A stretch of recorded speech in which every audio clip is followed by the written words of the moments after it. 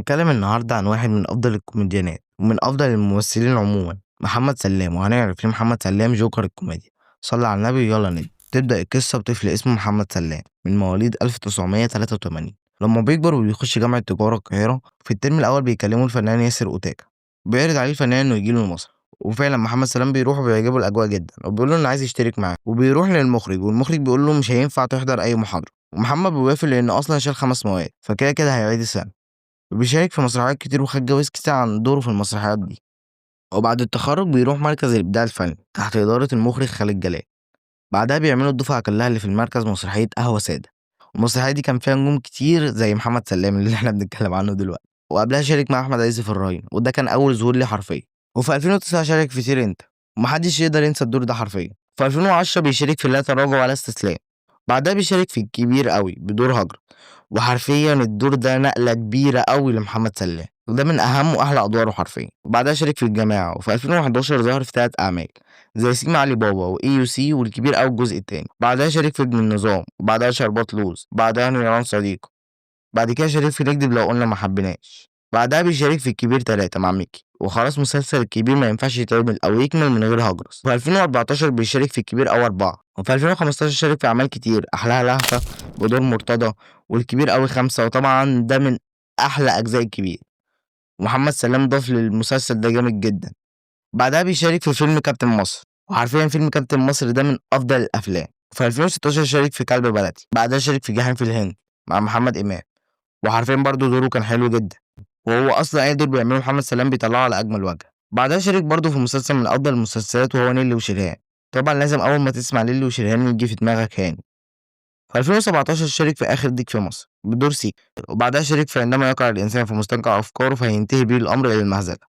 وبعدها شارك في لا لاند برضه من أحلى المسلسلات، وهو ضاف المسلسل ده كتير جدا بدور باسم. المسلسل ده كان فيه ممتع جدا برضه. بعدها شارك في خفة يد، بعدها ليلة هنا وسرور، بعدها كدبة بيضة، وبعدها أبو عمر المصري. بعدها شارك البطولة مع مصطفى خاطر في ربع رومي بدور عمر الشريف. وفي 2019 شارك في بدل الحدودة 3، شارك في الفلوس مع تامر حسني. وفي 2020 الغسالة، وبعدها وقفة رجالة. وحرفيا فيلم وقفة رجالة ده من أفضل الأفلام، وكل الأعمال دي نجحت، وهو برضه كان سبب وعامل مشترك في النجاحات دي. بعدها شارك مع محمد عبد الرحمن توتة في الشركة الألمانية لمكافحة الخوارق بدور بيمبي.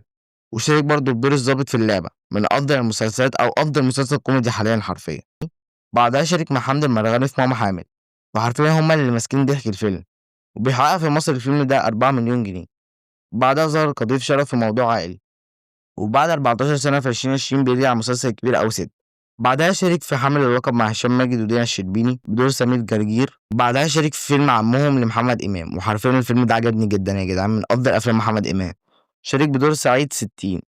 بعدها شارك في رمسيس باريس، وأنا الصراحة ما اتفرجتش عليه، حسيت هيبقى كرنج أوي، فأنا ما رضيتش أخوض التجربة يعني. لو أنت اتفرجت عليه قول لي تقييمك للفيلم ده. وفي 2023 شارك في الكبير أوي 7، وبعدها شارك في جاد سليمة، وبعدها حصل أحداث إخواتنا في غزة. والمفروض محمد سلام كان هيشارك في مسرحية زواج اصطناعي، بس طلع قال إن هو هيلغي المسرحية ومش هينفع يشارك فيها بسبب الأحداث اللي بتحصل. بعدها ما بقيناش بنشوف محمد سلام في أعمال كتير زي الأول، وده سبب إن أغلب شركات الإنتاج سعودية، وهو اعتزل عن مسرحية سعودية.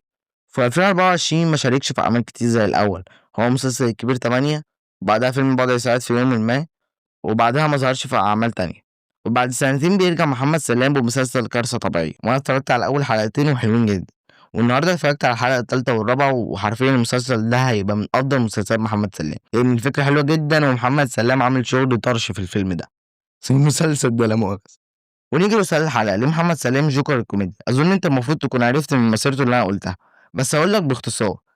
أول سبب لإنه لو شارك في أعمال هابطة والعمل ممل هتلاقي هو اللي بيطلّع منه الضحك، زي ماما حامل ما كنتش باضحك أو بامِل بسببه هو وحمدي المرغني. تاني سبب تنوع أدواره الكوميدية، كل دور كوميدي بيعمله بيبقى مختلف وأحسن من الأول 100 مرة، وده مش معناه إنه ممثل كوميدي بس، لإنك لو شُفت مسلسل كاسة طبيعية هتعرف إنه ممثل جامد ويقدر يعمل أي دور. وبس كده، بس قبل ما تقفل الفيديو هاقول لك معلومة دينية، يمكن تبقى في ميزان حسناتي وحسناتك، وهي إنك لو قُلت سبحان الله وبحمده سبحان الله العظيم نزلت ليك نخلة في الجنة، ولو قُلت سبحان الله وبحمده 100 مرة تكفّر خطاياك لو كانت مثل زبد البحر. ومعاك دقيقة تقول سبحان الله وبحمده 100 مرة، يلا نبدأ.